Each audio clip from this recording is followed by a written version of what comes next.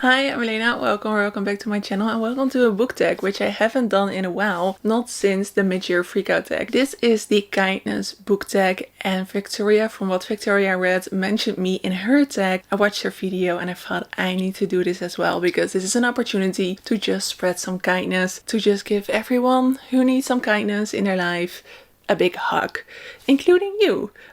So here, big hug for you. First question is, how do you practice kindness in your day-to-day life? Wow, that's quite a challenging one. Sometimes all I can manage is to try to make it a priority to just be nice. I feel like sometimes we get swept up in our own stuff and we kind of forget to just be nice. It's okay to sometimes just be working and be surviving and just doing the best you can. On those kind of days, I just try to, with everyone I encounter, to say to myself, just be nice. Just simple things where you're in a grocery store and you see that someone needs help. I'm just like, just be nice. Sometimes that is all I can manage, but on days that I can manage a little bit more, for me, kindness is making mental space for the people around me and checking in with them, making space to listen to whatever it is they need. I always try to fix everything for everyone, but I've learned that what most people need is just for you to make some time for them and to listen. And to just be like, I don't care what you say or if it makes sense or if it's justified. It doesn't matter. I will listen. I will be there. I will make time and space for you. And I think it's challenging to do this, but it's so important. A mantra, Milena, be nice. Which sounds like it's really difficult for me to be nice to strangers and making myself sound like a terrible person. I don't mind. What is the kindest thing that has happened to you on BookTube is question number 2. I think BookTube is generally a very kind space, but the things that have felt like kindest to me is when people include me in things. Very early on, people just included me in reading sprints, readathons, book clubs, and that just felt like so nice. People don't have to do that, but they do. Very early on, Kate from Kate How invited me to a lot of things, including Victober, Katie also from Books and Things, of course, Sarah and Lucy. They just were like, please be a part of this. And any other people who have invited me to be part of their space. I've been doing this for 3 years, so this will take me a really long time to remember everyone. So I'm just not gonna mention too many names, because then I am going to forget names and it will make me feel really bad. Anyone who has included me in anything, thank you. That is just so nice, and it made me really happy. It still does whenever anyone invites me to be a part of something. That is for other creators, but I think also anyone who has just left a comment on a video. You don't have to, but still people do. And I think that's just so nice, because I do think people are aware of how much that means to a creator when you leave a comment. Even if you just say, hi, I watched your video, I enjoyed it. Or just leave an emoji if you don't really feel like leaving a comment, because I know how intimidating that can be. So anyone who takes the time to do that is just really kind. Just very welcoming. And then 3, who in your opinion is one of the kindest booktubers out there? Again, can make a whole list, but I'm just gonna mention my dear friend Mary, because she single-handedly changed my life here on BookTube. I think my first year on BookTube, I did some things here and there and I made some really lovely friends, but I never really felt like part of the BookTube community. And then Mary kind of drew me in. I remember that she said in a video, oh my gosh, am I remembering this right? I hope so. She said, I want to read the Bronte books, and I told her, hey, I was thinking of maybe doing a Bronte thing. I think that's how it went. Mary, I'm sorry if I'm remembering wrong. This has been years, okay? And then we decided to do the Bronte long together, and we invited more people, including Sarah. Lucy later came along, and so many other people. For the first time, I felt so connected to the BookTube community, and I got to know so many new people. Just because Mary invited me, included me, I have felt part of the BookTube community ever since. It's not just that. Mary is the kindest person alive. She knows this. I tell her way too often. My friends know that I am very affirmative with words. I throw them around way too often, and I make people sometimes uncomfortable with a lot of compliments, but I am not stopping, because it's nice to say nice things. But yeah, Mary knows how kind I find her. I'm always astounded by how generous she is with her time, with her kindness, with her words. As you can see, I don't really know how to share this, but I usually think that things that you don't really have the words for mean a lot. 4. What is a book that reminded you to be kind? Reading in itself, the activity of reading, creates kinder people if you do it with the right intention. The step of being willing to be in someone else's head and to feel sympathy for them, I think that is the act of reading. Practicing that not only in your fictional life but also in the people you encounter is practicing kindness. Feeling sympathy for a fictional character and also translating that to someone you encounter, knowing you see a person like walking a dog and maybe you have a judgment on them as you see them, like first thoughts, those things happen. But it's always good to remind you that there is an entire book of what they're going through. Every single person has that. Reading and realizing that, I think, helps you to be kinder to people in general. I've definitely become kinder since reading more. I mean, I've always been a reader, but not since starting BookTube. I've been a really avid reader who reads a lot and a lot of different books.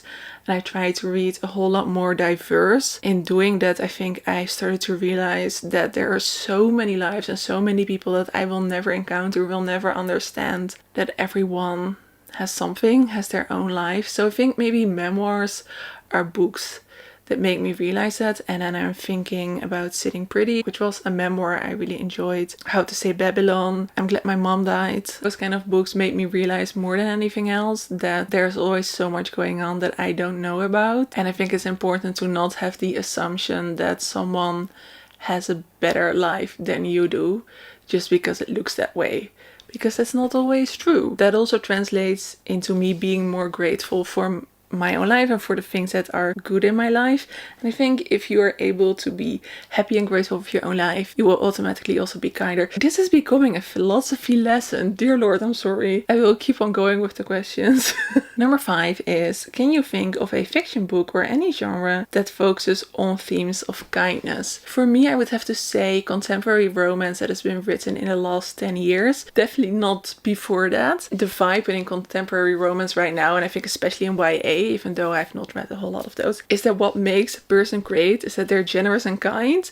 And that's why I've been enjoying contemporary romance so much. If I am noticing that that is not going to be the vibe of the book, I toss it. It shows that even if you have a lot of issues, even if you need to go through something, the thing that always connects, or in the books that I like, that connects the main characters, is that they're kind and generous towards each other. And that is also what makes them fall in love with each other. Even like enemies to lovers, the thing that they usually do are acts of kindness and generosity towards each other. And I just really enjoy the vibe in contemporary romance these days. Again, let's not go too far back in time because that's not the vibe, but recently written contemporary romance. Question number 6.